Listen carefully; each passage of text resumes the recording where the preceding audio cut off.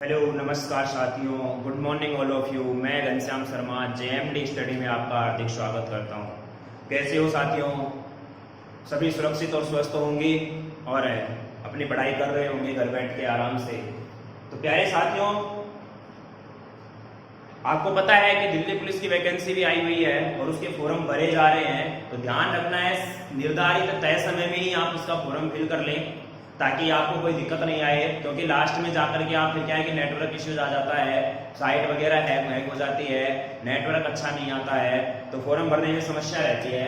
तो आप शुरू में ही 10-15 तारीख तक 20 तारीख तक अपने फॉर्म भर लेना और तैयारी पे लग जाओ, क्योंकि इस बार पहले पेपर होने वाला है। आपको पता है ना, पहले पेपर होने वाला है, पेपर की डेट भी आई हुई है। अब यही मान के चलना है कि उसी डेट पर एग्जाम होगा। अब ये दिमाग में लगा ना कि इस डेट पे एग्जाम किसी भी हाल में नहीं हो सकता, वो बेशक ना हो, लेकिन आपको यही मान के चलना है कि इसी डेट पर एग्जाम होगा। समझ में आ रही है? क्योंकि ये नेगेटिविटी आपके माइंड में नहीं आनी चाहिए कि ऐसी सिचुएशन में एग्जाम कैसे हो सकता है। बात समझ में आ रही है? हाँ, सोचना सही है, लेकिन फिर भी कोई भरोसा नहीं है, करवा सकती है, एग्जाम करवा सकते हैं, कोई दिक्कतें नहीं आएगी। तो ऐसे आप तैयारी को ब्रेक मत देना और अपनी पढ़ाई को निरंतर जारी रखना ताकि कोई भी समस्या आपको नहीं आती रहे। और अपन पढ़ रहे थे नंबर सिस्टम में अपन पढ़ रहे थे लगातार शेषफल सक्सेसिव रिमाइंडर की अपन बात कर रहे थे। और सक्सेसिव रिमाइंडर में अपन ने काफी क्वेश्चन कर भी लिए हैं और एक दो क्वेश्चन और करेंगे, और उसके बाद में फिर अपन आज एक दूसरा टॉपिक उठाएंगे, नंबर्स का अपन क्लासिफिकेशन करेंगे, यानी कि संख्याओं का वर्गीकरण करेंगे, जिसमें हम समान प्राकृत संख्या, पूर्ण संख्या, पूर्णांक संख्या ये पढ़ने वाले हैं आज। ठीक है, चलो। तो मेरे प्यारे साथियों, आज की क्लास का पहला क्वेश्चन आपके सामने, और इसको करने की कोशिश करना। और लिखा इस प्रकार का है कि किसी संख्या को लगातार, क्वेश्चन इस प्रकार से है कि किसी संख्या को, मैं देखो सीधा बोल रहा हूं यहां पर, किसी संख्या को लगातार 3, 5, 4, किसी संख्या को लगातार 3, 5, 4 से भाग दिया जाए तो शेष बचता है 1, 2, 2। इसका मतलब ये होगा कि 3 का भाग दूंगा तो शेष क्या आएगा? 1, 5 का दूंगा तो 2, 4 का दूंगा तो 2। और हमसे ये बोल रहा है कि यदि उनके क्रम को बदल दिया जाए, क्रम में बदलकर भाग दिया जाए, क्रम में बदल कर भाग दिया जाए तो शेष क्या होगा? क्रम में बदलकर भाग दिया जाए तो शेष क्या क्या होगा, ये हमसे उसने पूछा है। तो हमने आपको बताया था कि अगर इस प्रकार का कभी प्रश्न बनता है तो सबसे पहले आपको उस संख्या का पता करना है कि कौन सी संख्या में अपन को क्रम बदलकर भाग देना है। तो उसका पता कैसे करना है? सबसे पहले मैंने बताया था कि इस प्रकार से यहां पर हमारे होते हैं भाजक, यहां हमारा होता है क्या? शेषफल। यहां पर हमारी क्या होती है? भाज्य, यानी कि संख्या होती है। और मैंने बताया कि कभी भी अगर संख्या निकालनी है आपको तो यहां पर हमेशा और हमेशा क्या लेकर चलना है? अपने को 1 लेकर चलना है। क्या लेकर चलना है? 1। और कैसे करना है? फिर इसको इससे गुणा करो, 4 एकम 4 प्लस में 2, 4 एकम 4 प्लस में 2, इधर इसको गुणा, इधर जोड़ना, इधर गुणा, इधर जोड़ना, तो 4 एकम 4 और 2 कितना हो गया? 6। ऐसे इसको गुणा करो, यहाँ पर 6 पंजे 30, 30 और 2 प्लस में कितना हो गया हमारा? 32, 32। इसको गुणा करूंगा यहाँ पर 32 दिया, कितना हो गया? 96, 96 और प्लस 1 कितना हो गया? 97। यानी कि वो जो संख्या है, जो भाज्य है, वो क्या आ गया मेरा? 97 आ गया। क्या आ गया है? 97। अब इस 97 में क्रम बदलकर भाग देना है। क्रम कैसे बदलना है? पहले कैसे दे रहे थे अपन? 3, 5, 4। अब क्रम बदलना है कैसे? 4, 5, 3, इस प्रकार से। तो अब 97 में अपन भाग देना शुरू करेंगे 4, 5, 3 का। क्रम बदला कि नहीं बदला? अरे 3, 5, 4 था, अब क्या करना है? 4, 5, 3। अब कहोगे सर जी यहाँ तो 5 पहले से ही है, यहाँ भी बीच में 5 आ रहा है। अरे भाई ये नंबर ही 3 है, तो 3 होंगे तो क्या उसका स्थान बदलेगा क्या? तो 5 का स्थान नहीं बदला, कोई दिक्कत नहीं है। अब 4 का डिवाइड करो इसमें, 4 का अगर डिवाइड में 97 में करता हूं तो कितनी बार जाएगा मेरा? 24, क्योंकि 24 चौके क्या होता है? 96। रिमाइंडर क्या बच गया? 1। 5 का दूंगा इसमें क्या हो जाएगा? 5 चौके 20, रिमाइंडर क्या आ गया? 4। 3 एकम 3 और रिमाइंडर क्या आ गया? 1। तो क्या आंसर बनेगा? 1, 4, 1। ये हमारा क्या हो गया? आंसर। क्लियर है? अरे कोई समस्या किसी को? अगर कोई समस्या होती है, कोई डाउट होता है तो आप कमेंट बॉक्स में कमेंट करिएगा, हम उसका दोबारा से एक्सप्लेनेशन कर देंगे, कोई भी आपको दिक्कत आने वाली नहीं है। चलो उतारे इसको फटाफट, स्क्रीनशॉट ले लीजिएगा इसका। चलते हैं नेक्स्ट क्वेश्चन की तरफ। एक क्वेश्चन और करते हैं इसका, अभी समझ में आ जाएगा सारा। मैं बोलता हूं आपको यहां पर है कि मान लीजिएगा कि कोई भी संख्या है जिसमें आप लगातार दे रहे हो भाग है 5, 6 और 7 का भाग देते हो, 5, 6 और 7 का भाग देते हो, तो आपको यहाँ पर रिमाइंडर बचता है क्या क्या, 1, 2 और 3। 1, 2 और 3 आपको रिमाइंडर मिलता है। यदि क्रम बदलकर भाग दिया जाए तो शेष क्या क्या बचेगा, क्रम बदलकर भाग दिया जाए तो शेष क्या क्या बचेगा, यही प्रश्न हमसे यहाँ पर पूछा है। बनाओ इस क्वेश्चन को। क्या करना है, कुछ नहीं करना सर यहाँ पर 1 ले लो, यहाँ पर 1 लेके तो इसको तो इससे गुणा कर दो, तो 7 एकम 7 इसमें जोड़ दो, 7 और 3 कितना हो गया 10, इसको यहाँ लिख दिया। दोबारा देखो यहाँ 1 लेकर के चलना है, हमेशा इनको गुणा करना है, इसमें जोड़ना है। अब इधर गुणा कर दो इसको, 10 छक्के कितना हो गया 60, 60 और 2 कितना हो गया यहाँ पर 62 है। अब 62 को कितने से गुणा करना है, 5 से, तो 5 से गुणा करूंगा, 62 से कितना हो जाएगा मेरा 310, 310 इसको गुणा करूंगा, 310 और प्लस 1 क्या आ गया मेरा ये 331, सॉरी 311, 310 और 1 कितना आ गया 311, यानी कि जो वो संख्या बनेगी, वो जो भाज्य बनेगा वो मेरा क्या होगा 311 होगा। क्या होगा 311 होगा। ठीक है बच्चों, तो आपको कोई समस्या। अब उसने क्या बोला हमसे, उसने हमसे ये बोला है, क्या बोला है सर जी, ये बोला है कि क्रम बदलकर भाग दो, क्रम बदलकर भाग दो किसमें 311 में, 311 में क्रम बदलकर भाग देना है। कैसे 5, 6, 7, इसको देना है क्या 7, 6, 5, 7, 6, 5 भाग दो यहां पर इसमें। देखो 7 चौके 28, 3 बच गया, 3 और 1 फिर से क्या हो गया वो 31, फिर क्या आ गया 7 चौके 28, रिमाइंडर क्या बचेगा 3। बोलो बचेगा कि नहीं बचेगा, अरे क्लियर है, भाग ही तो दे रहे हैं। फिर 6 का भाग दो इसमें, 6 सत्ते 42, रिमाइंडर 2, 5 एकम 5, रिमाइंडर 2। क्या क्या आएगा रिमाइंडर हमारे पास 3, 2, 2, यही हमारा क्या होगा आंसर। तो क्रम बदलकर अगर भाग देने की बात करता है तो हम इस प्रकार से इस प्रश्न को हल कर सकते हैं।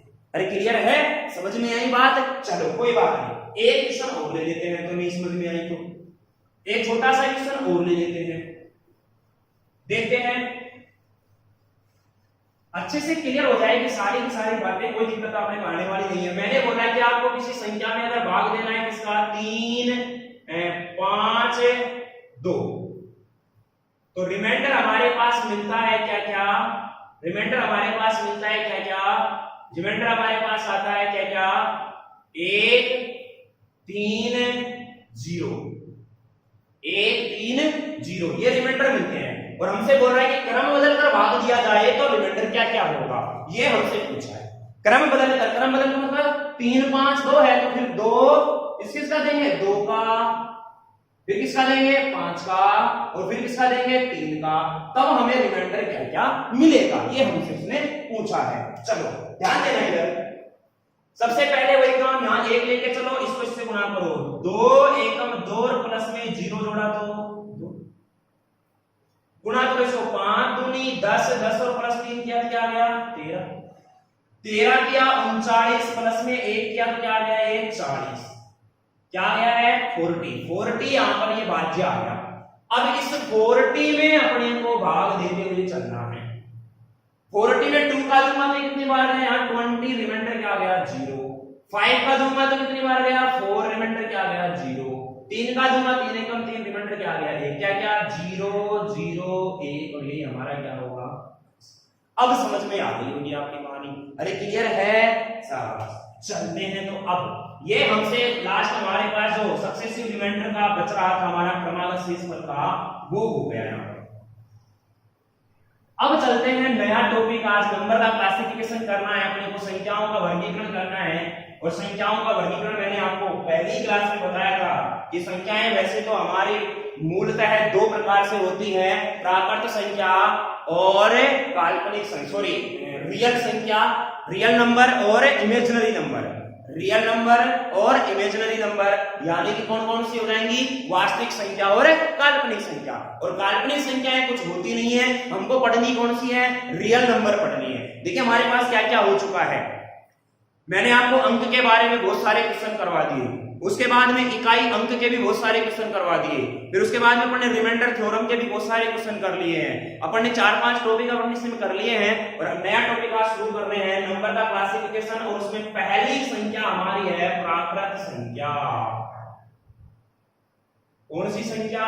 प्राकृत संख्या, नेचुरल नंबर जिसको बोलते हैं, नेचुरल नंबर,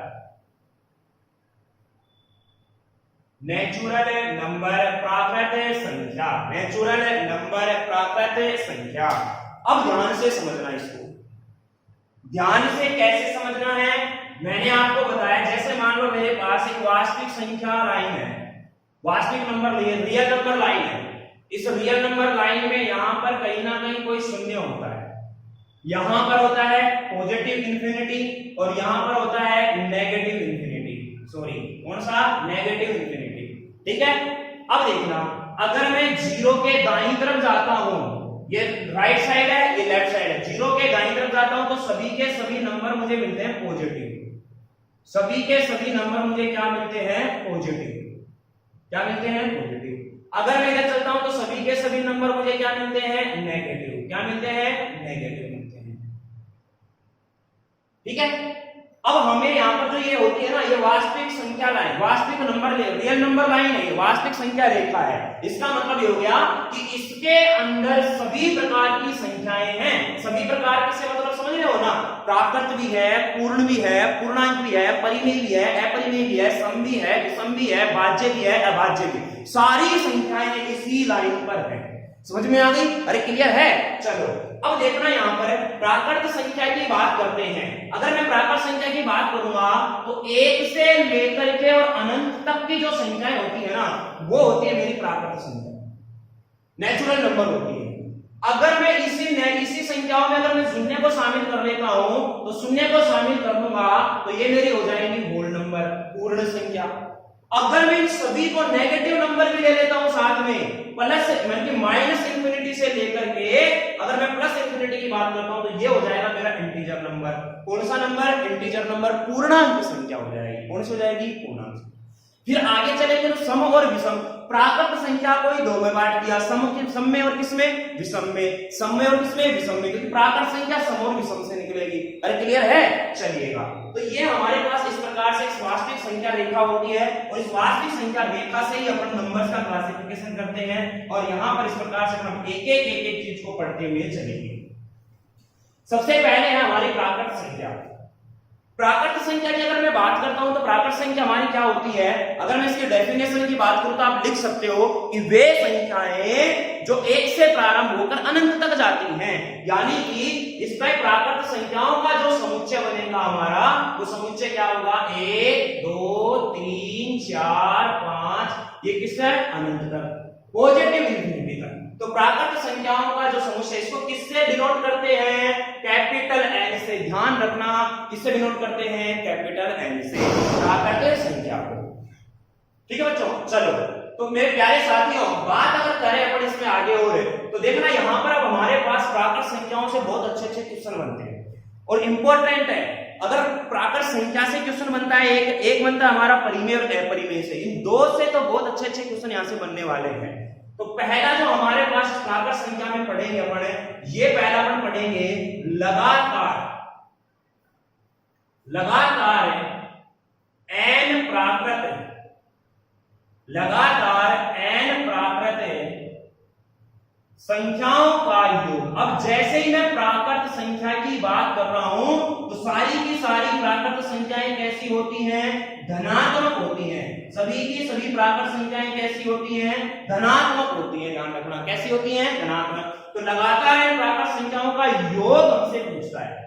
क्वेश्चन कैसे आएगा अभी बताऊंगा। इसका एक फॉर्मूला होता है छोटा सा, वो होता है क्या? n गुणा n प्लस 1/2।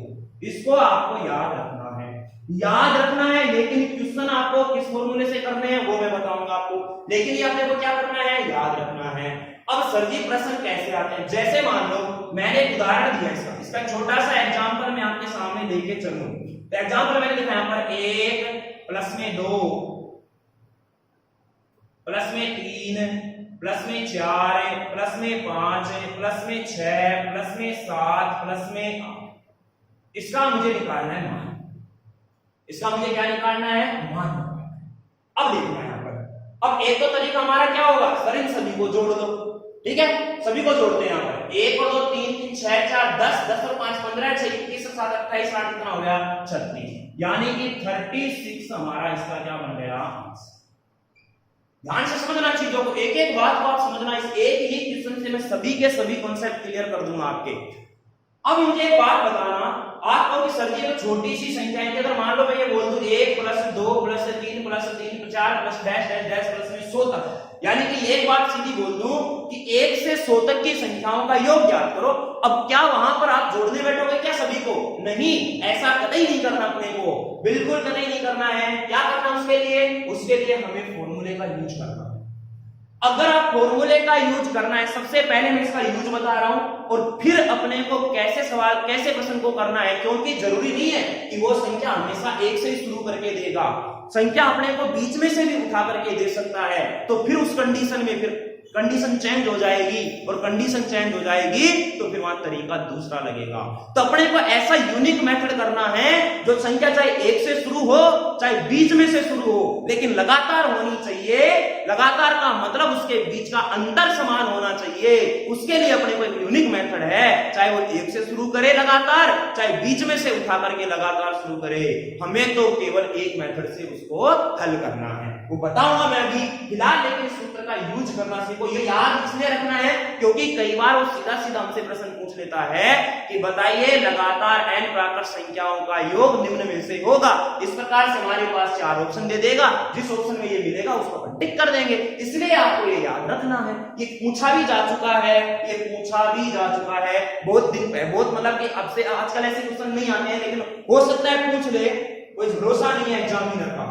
ठीक है बच्चों, सॉरी साथियों, ध्यान देना है।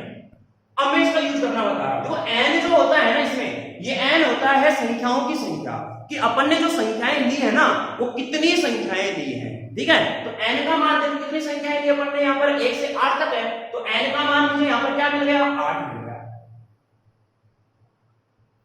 अब मैं इसमें रखता हूं 8 गुणा में 8 और 1 कितना हो जाएगा? 9, और बटा में क्या हो जाएगा? 2। 2 से 1 कट गया 4 बार, और 9 4 जाए कितना हो गया? 36। आंसर। अरे क्लियर है? क्लियर है? कोई डाउट किसी को? नहीं है। अब बात करते हैं कि सर ये तो हो गया दूसरा। अब बात करते हैं इसका यूनिक मेथड क्या है। यूनिक मेथड जो इसका है मेरे प्यारे साथियों, अब वो चाहे संख्या 1 से शुरू करे चाहे लास्ट से, वो बीच में से शुरू करे, हमें उसको याद रखना है। और वो क्या है हमारा? वो है हमारा प्रथम संख्या प्लस में अंतिम संख्या, और बटा में है 2 और गुणा में है n।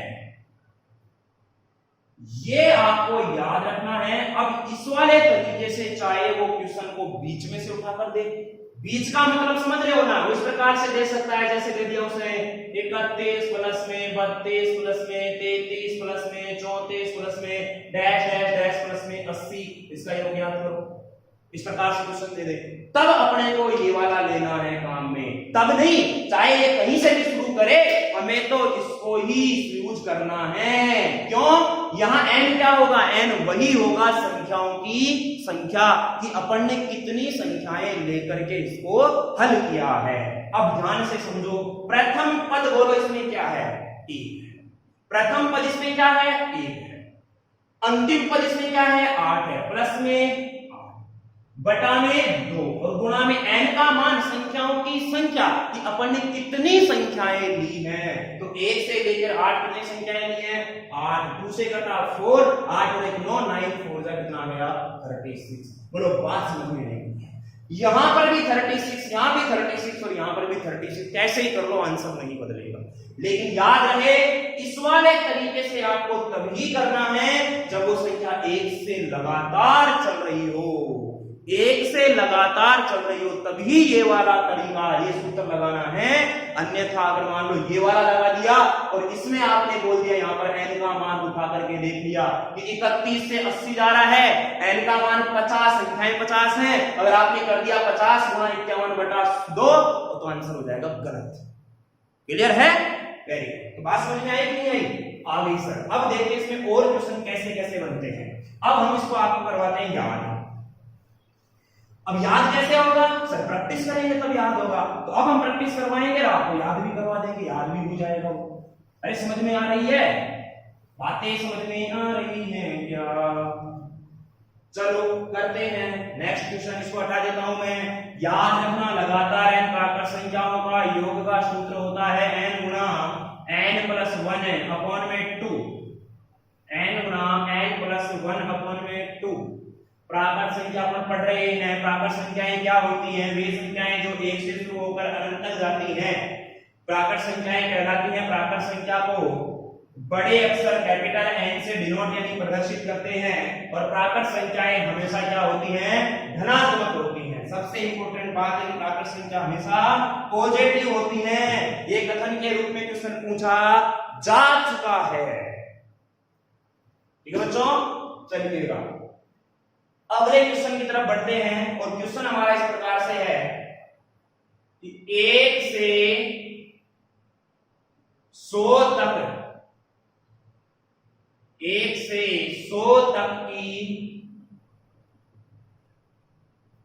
संख्याओं का योग ज्ञात करो।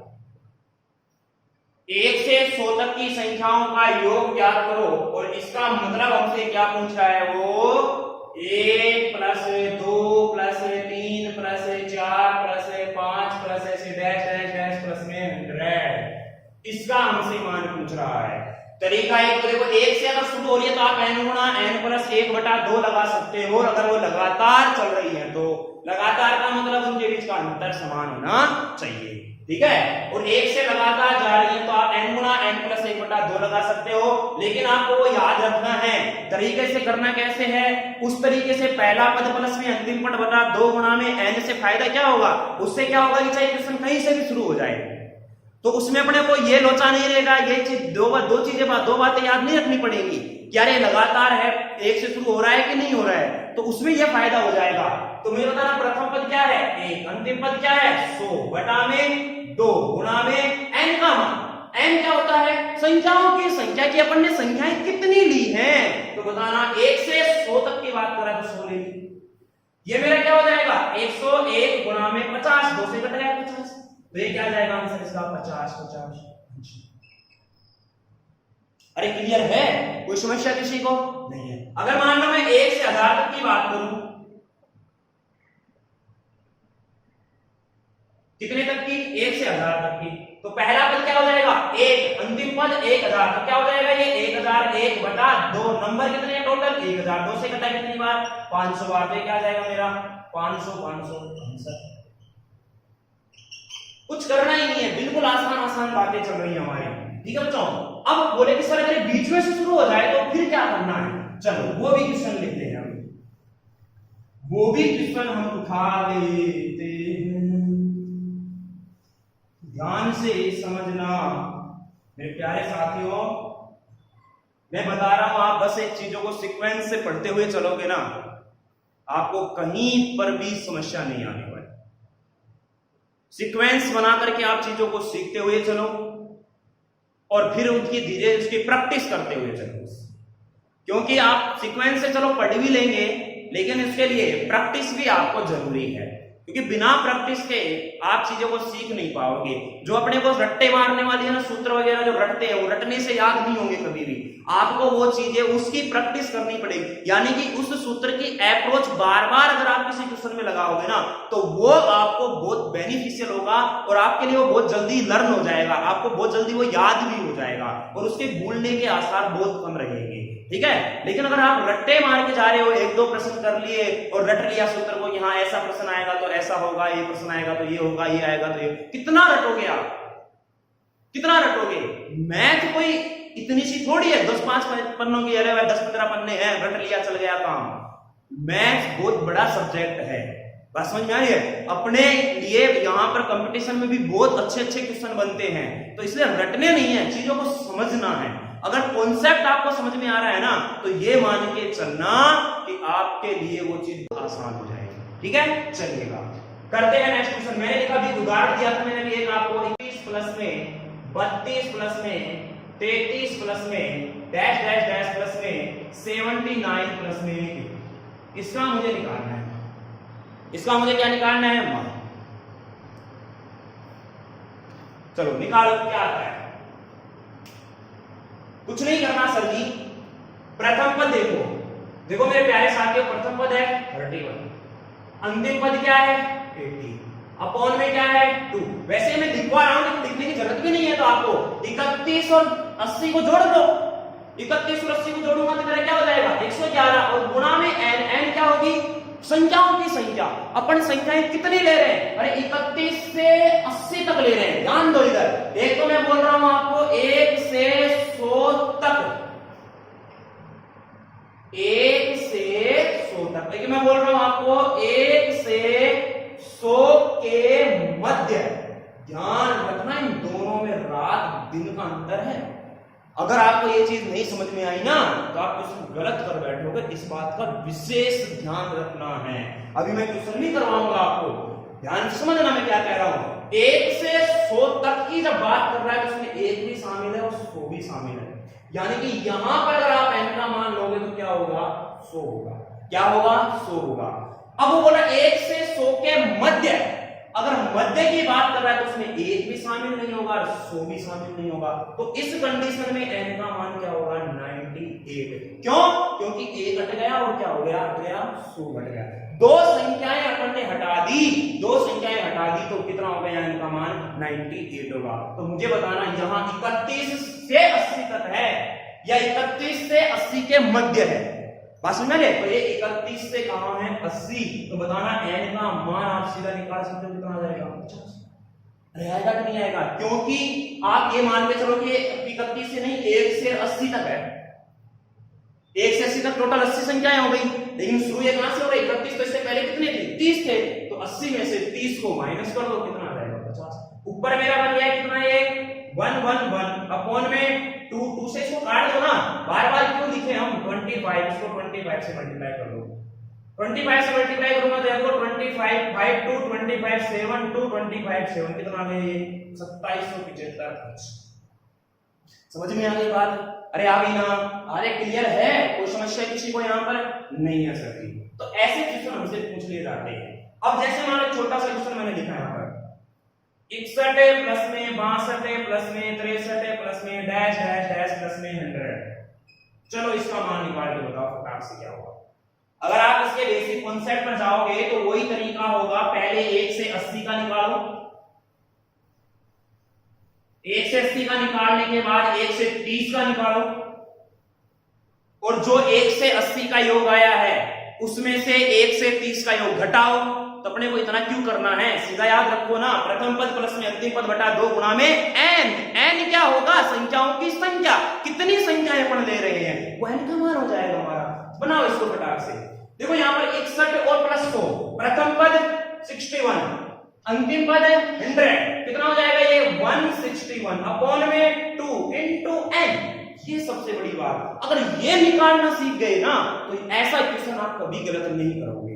अरे क्लियर है? तो बताना मेरे प्यारे साथियों 61 से 100, इससे पहले कितनी संख्याएं 60, 60 में से 100 में से 60 गया तो अरे 100 में से 60 माइनस कर दो, कितना आ गया 40, 2 से कटा 20।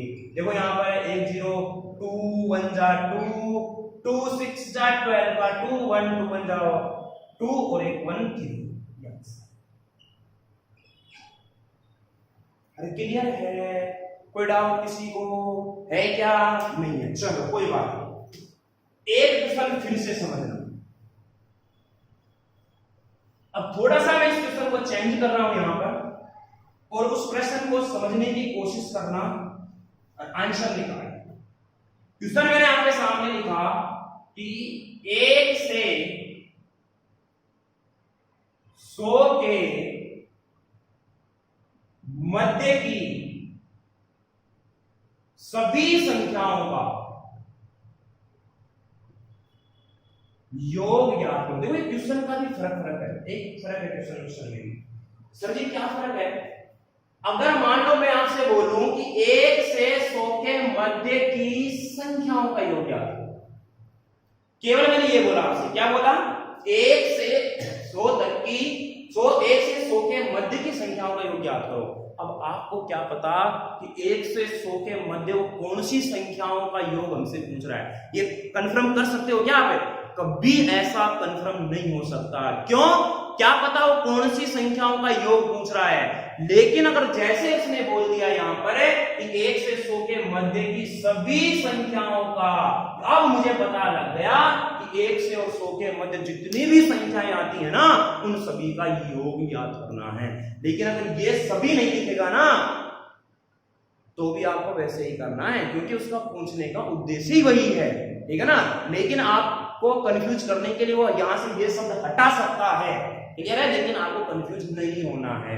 बात समझ में आ रही है? आप सोचोगे वहां पर बैठे बैठे यार ये कौन सी संख्याओं की योग पूछ रहा है, समझ में आ रही है? तो वही सोचते सोचते ही टाइम निकल जाएगा, ठीक है। चलो अब 1 से 100 के मध्य की बात कर रहा है, तो मैंने भी बताया था कि मध्य की बात करेगा तो उसमें पहली संख्या और अंतिम संख्या शामिल नहीं होगी, तो इसका मतलब इसको क्या लिखूंगा मैं? 2 + 3 + 4 + डैश डैश डैश प्लस में 98 प्लस में 99।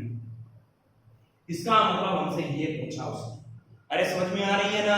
अरे क्लियर है? वही काम, बस प्रश्न बन गया। सर जी पहला पद प्लस में अंतिम पद 2 और 99 101 बटा में 2 × 49 n का मान। अब है मैन बात, अगर 1 से 100 की बात करता है तो n का मान 100 बनेगा, और 1 से 100 के मध्य की बात करता है तो n का मान 98 बनेगा, क्योंकि 1 और 100 उसमें शामिल नहीं होगा, इसलिए यहां इसका मान 2 से इसको काट दो 49 को गुणा करूंगा इससे तो क्या रहेगा ये?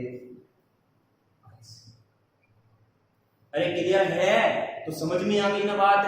अरे कोई डाउट किसी को है क्या? नहीं है। चलते हैं आगे, इसमें और किस तरह के प्रश्न हमसे पूछे जाते हैं। ये तो हो गए इसके सामान्य क्वेश्चन। अब देखते हैं और इसमें किस तरह का क्वेश्चन हमसे पूछा जाता है।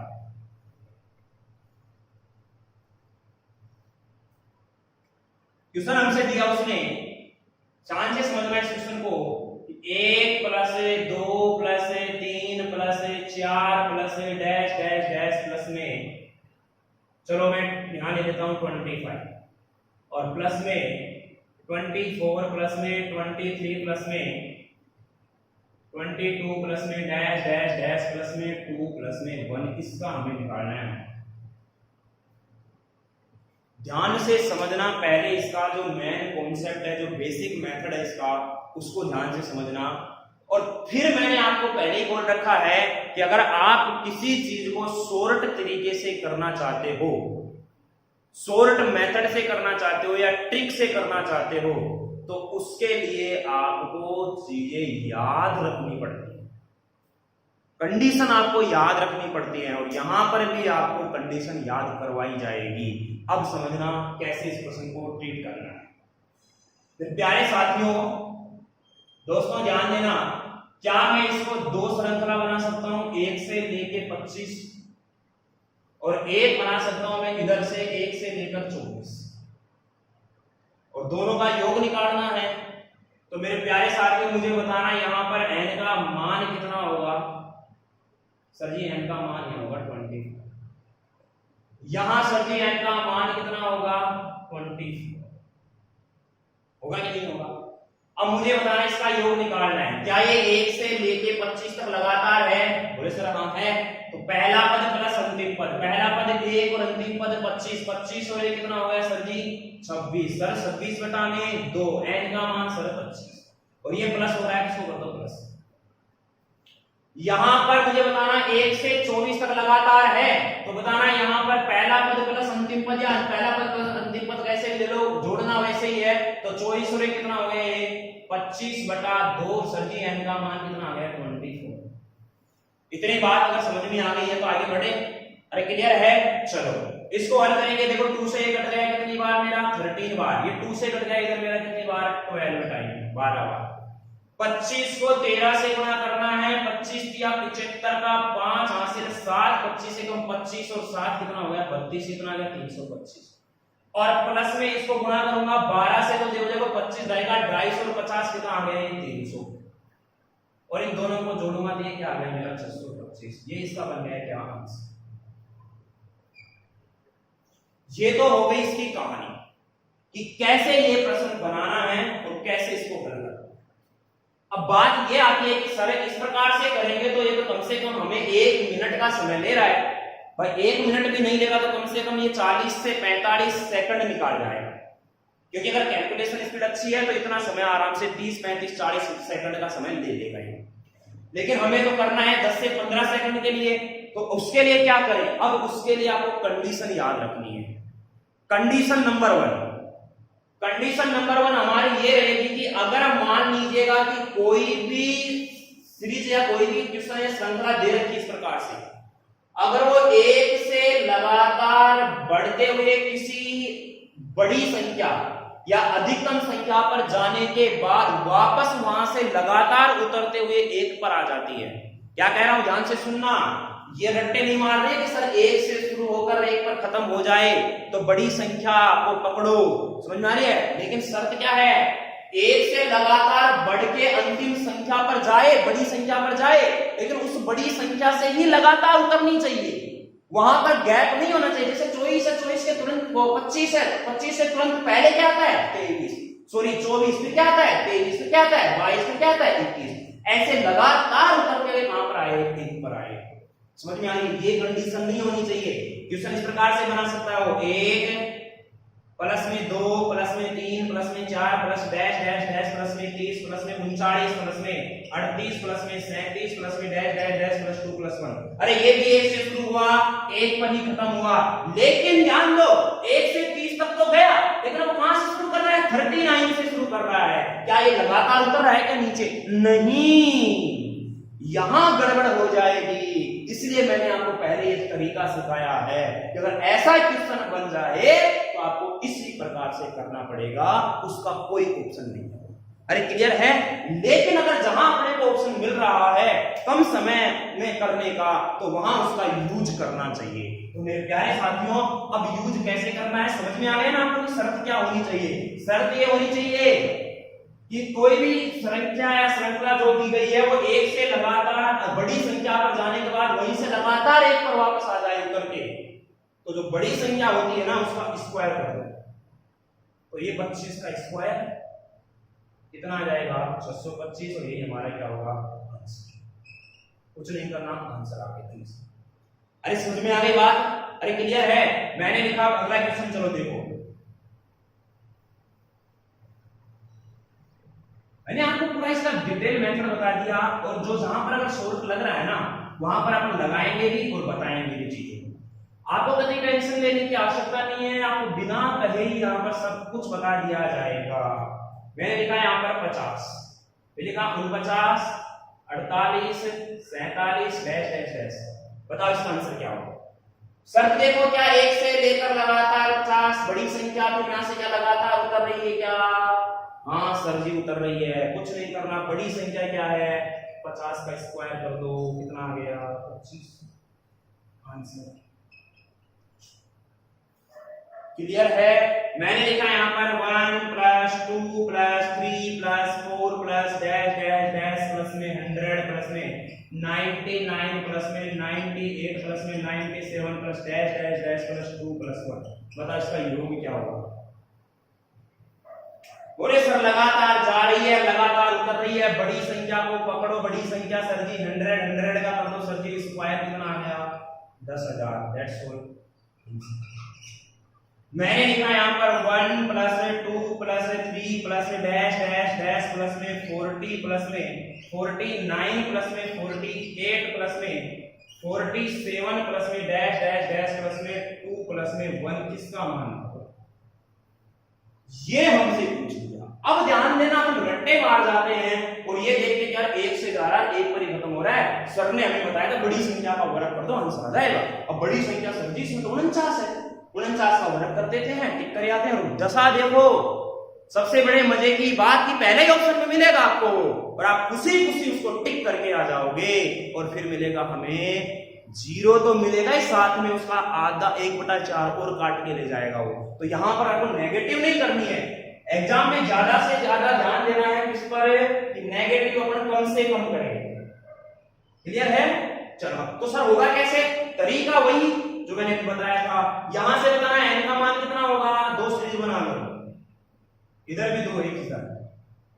तो यहाँ n का मान 40, तो 1 और 40 कितना आ गया सर जी? 41/2 गुना में 40 प्लस इधर n का मान कितना होगा? 49। तो ये हो जाएगा 49 और कितना हो जाएगा? 50/2 गुना में 49।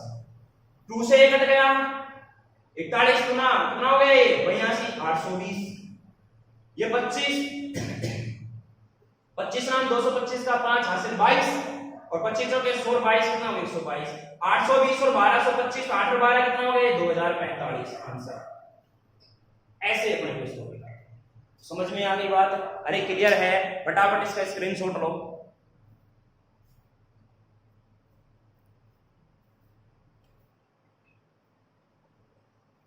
ले लिया होगा? तो इतनी बात आपको यहां पर समझ में आनी चाहिए। अब चलते हैं इसमें थोड़ा सा और आगे।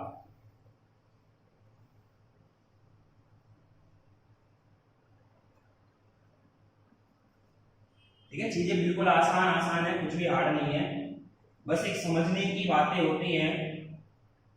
इसी में अपने को पढ़ना है सेकंड पॉइंट। ये तो हुई लगातार एन प्राकृत संख्याओं के योग की बात। इसमें जिस तरह के क्वेश्चन हमारे से बनते थे वो सभी मैंने आपको करवा दिए। एक से शुरू होने वाले भी, बीच में से उठाकर चलने वाले भी, और एक से लगातार बढ़ के अधिकतम संख्या पर जाने के बाद वापस एक पर उतरने वाला भी क्वेश्चन मैंने आपको करवा दिया है। दूसरा जो पॉइंट आता है, चलो दूसरा पॉइंट अपन कल करेंगे, आज के लिए इतना ही रखते हैं।